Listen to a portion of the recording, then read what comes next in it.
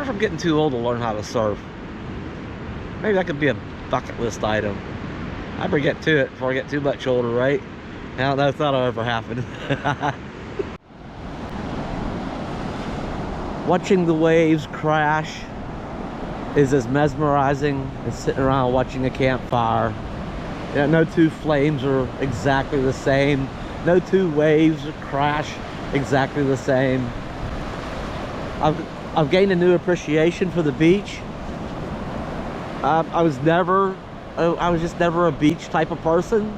I can remember going, you know, when I was a young fella, and yeah, it was okay. You know, what child didn't like to, you know, bring sand toys in a bucket and, you know, fill the bucket up and pack it and dump it upside down and build some pillars or, you know, other tools and stuff and try to get creative and dig little ditches, you know, or a little pool for the water to, you know, who didn't enjoy doing that? I mean, yeah, it was fun as a kid a couple of times, but as a young adult, we used to come down to Galveston when I used to live in Houston, but really just to party on the beach. I was like, yeah, just a good place to party. But you know what, to come down and sit and enjoy the beach, I just was really never, you know, going with some other people and sit around and just sit around. And how long can you just look at sand and water, right? Kind of got boring to me pretty quickly. It's okay to go for maybe in a couple hours, but you know, I'm good to go. I'm good again some other time maybe. Really was never interested in spending a lot of time at the beach, but this place, you know, this place here, there's something about this place. You know, where else can you camp on the beach for free? And that's, again, that's one thing, you know, coming down in the car or something and hanging out, you know, for the day, it's longer than I need to, if there's nothing else to do, just to do, sit on a beach. But when you camp on the beach, you know, hang out here, free, fresh air, I don't know, all this. Camping is another story. This place, like I say, coming down here and camping on the beach, you know, not at a campground, you know, set up in there. We might be going to a place up in Galveston because we're getting ready to wrap up our stay here. We're probably leaving in the morning, or I don't know, soon, okay? Things are getting put away. We're going up to, I think, Galveston State Park, maybe.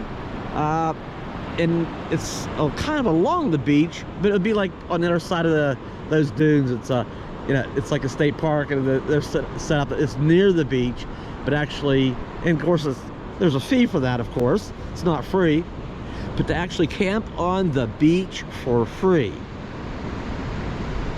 I don't know how many places you can do this. I mean, they're around. There's a lot of coastline around the country. You know, the places do certainly exist.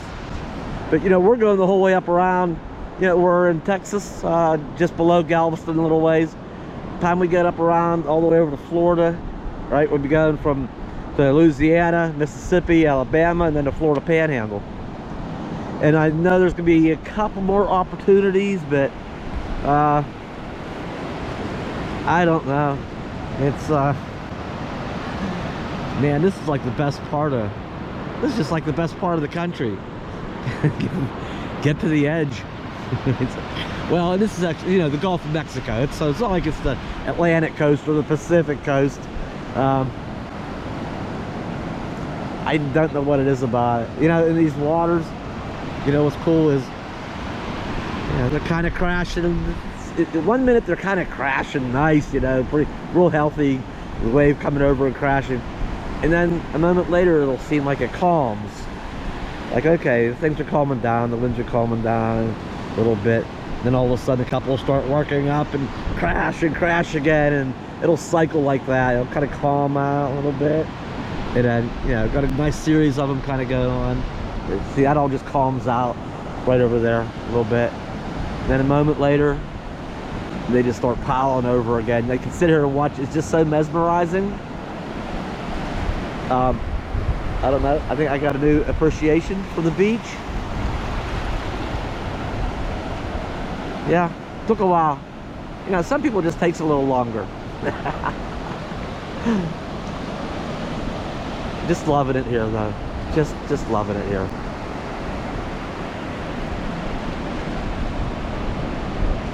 There's some nice crashing, some nice series of crashing there.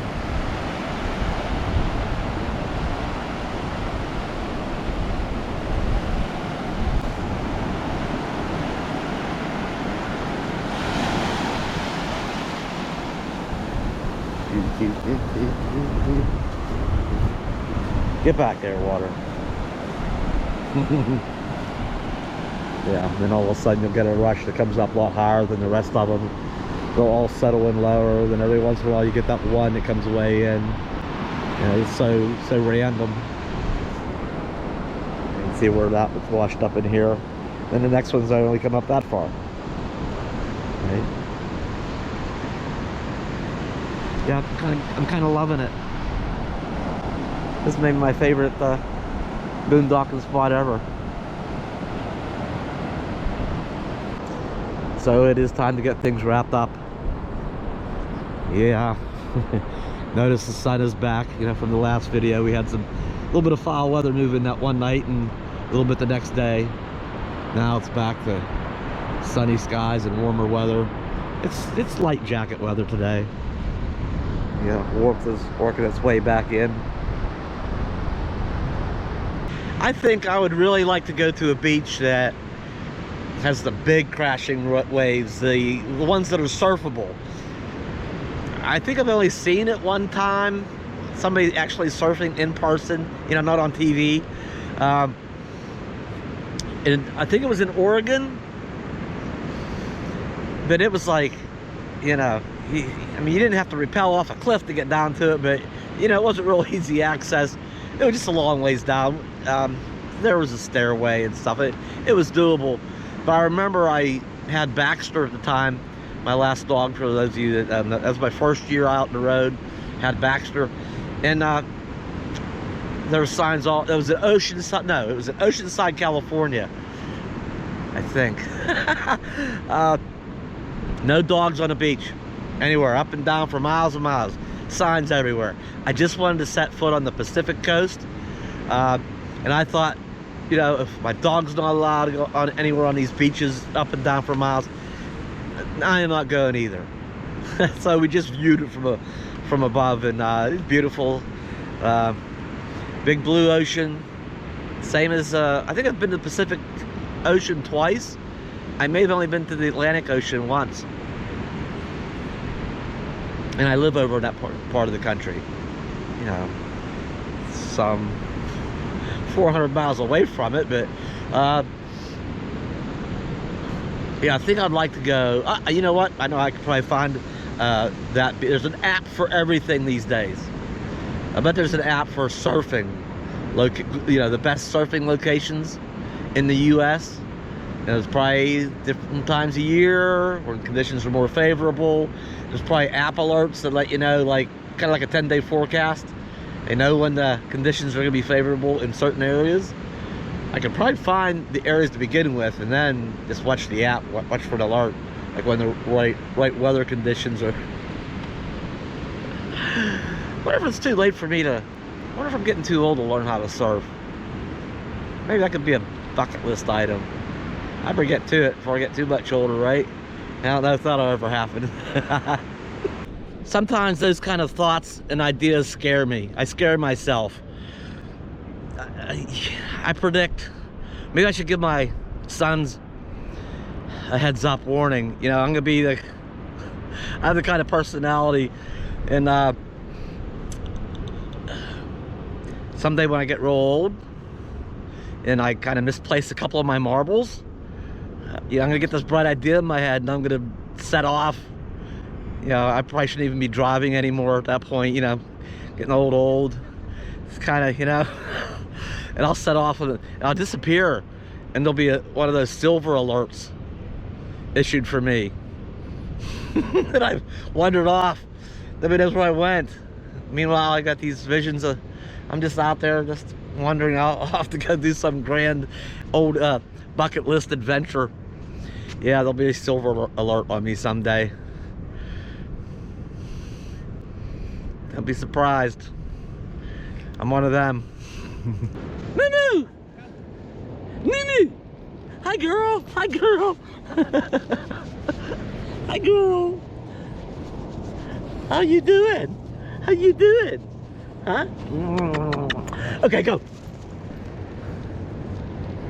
Moo-moo.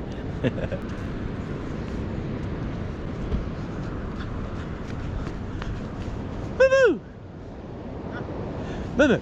Let's go. Let's go. Let's go. Let's go. Let's go. Go. All right, we're gonna shift gears here for a minute and take a ride in the car up to Galveston. We're gonna switch gears, and we have switched weather. The wind has picked back up. The waves are crashing more than ever. The tide is coming in. I think I got sand in my eye. Gonna do a quick wind test here. I think in the last video I mentioned I put the new fur balls on my microphones to cut down on the wind noise. It's like 20-mile-an-hour winds. So I'm gonna turn you around, and we're gonna see if the camera picks up a lot of wind noise or if it stays under control or not. So I've been anxious to give it a real wind test. Does it sound? I guess I'll find out when I'm editing. I'm turning around different ways here. How's the wind noise? Hopefully it's okay. Now that's probably the most extreme condition. Now I'm out of the wind here by the coachman. That's probably the most extreme conditions I would record in anyway, just for the sake of keeping my hat on and stuff out of my eyes. So if it held up doing that, these weren't good. So we're on the I think it's the Seawall Boulevard.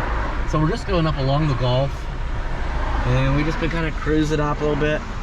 It's gonna be dark soon, and hopefully we can check out some of these places look really cool after dark. When I was up here the other night, stop cruising around. So the local Walmart, just for future reference, up here in Galveston does not. It is not RV friendly. This is the part of town I couldn't remember where it was at. I had to go through my Google Maps history. It's historic downtown, and here's look. There's trolley tracks. They still got a streetcar. I think they still have an operating streetcar. It's kind of late. I don't know what time they shut it down, but they look all shiny. But I'd like to see one. I'd like to ride one. But I love historic downtowns. Let me go up here a little bit. Oh yeah, I mean there's a sign. Caution, trolley makes wide turns. So I'm sure it's active. I just want to find out when. And I want to ride a trolley through downtown. All kind of shops through here and restaurants.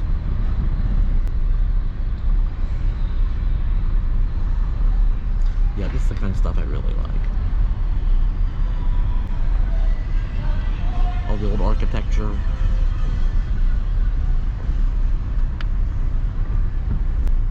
Yeah, this definitely reminds me of New Orleans.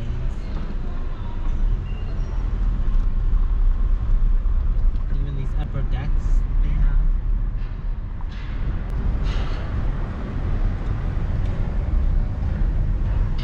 This reminds me of the Strip District in Pittsburgh. It's like a market street. It's called the Strip. Yeah, it's where there's just all kind of restaurant suppliers and the eateries and yummy things going on. And again, and even in Pittsburgh, you know, it's a historic part of town, full of smells and sights. Whoa, look at this. Part of this is a railroad museum. So I have to mark this. I'll have to return here. So it's the Sharon Moody Plaza. That's really cool, that old building. Yeah, we'll have to come back down here and check the railroad museum out. Right now I'm just following the trolley tracks. I'm not sure if this is exactly what you're supposed to be following. Should be able to follow the trolley tracks eventually and get to the trolley barn where all the trolleys go to sleep at night. I can get serviced. Mechanic Street Lofts. That probably didn't sound right then. What is that? Sip, savor, make, sip and savor. I don't know. What's it, a coffee shop? Cantina? I don't know. Look, there's Tequila Rock Kitchen and Cantina. And the Shark Shack. Beach Bar and Grill. We've been this way before. I remember that post. I know, this is the same road. Okay. But we got different sides of the road now. See? Oh, okay. Hall & Oates. It's the same. Yeah, I think you were right. The playground, patio, bar and grill. Take the next right onto 23rd Street, 23rd Street rear. Look at that building. It almost looks spooky. What? In a way. Red and white lights? Well, it's not the lights, it's just kind of the looks like the brick is painted gray. Almost looks like an old jail or prison facility. I don't know, there's just something kind of spooky looking about it. Maybe the mannequin standing in her bathing suit in the window. I didn't see it. There was a mannequin. Well, mannequins could be kind of creepy too. Almost as bad as clowns, right?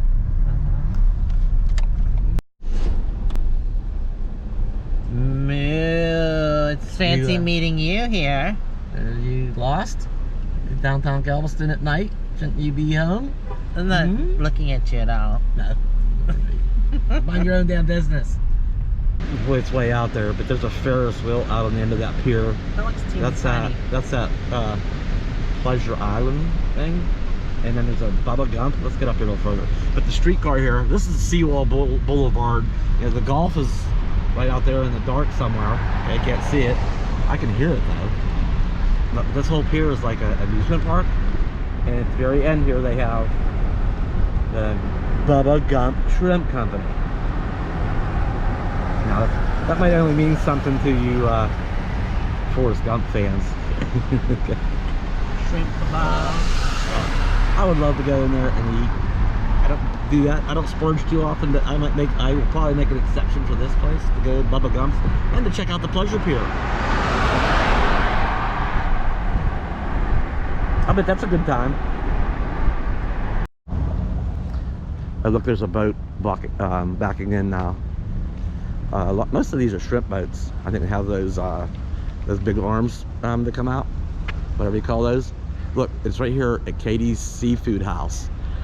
Well, being as there's shrimp boats right here, I'll bet that is probably the freshest place to get seafood. You know, they probably don't get any fresher than that. I just want to come here because at nighttime, you know, it's a different experience at nighttime. It's quieter and there's lights. Ocean Star Museum. I might take a peek over here. And we're gonna have to come back here again because there is, I think right down here is where one like a cruise ship docks. Yeah, it's right down where that stretch of lights are.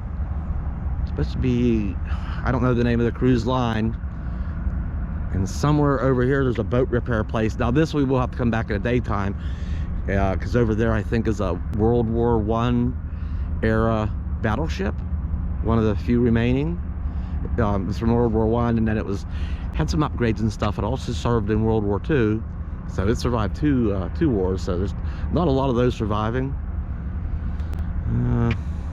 Yeah, some other naval museum or something. We'll visit all that stuff another time. But just kind of out at nighttime and, you know, seeing the oil rig? Seeing stuff. Ocean Star oil rig. But it says museum. Oh. Yeah, this could be more daytime stuff. And there's a Harbor House hotel and marina restaurant over there.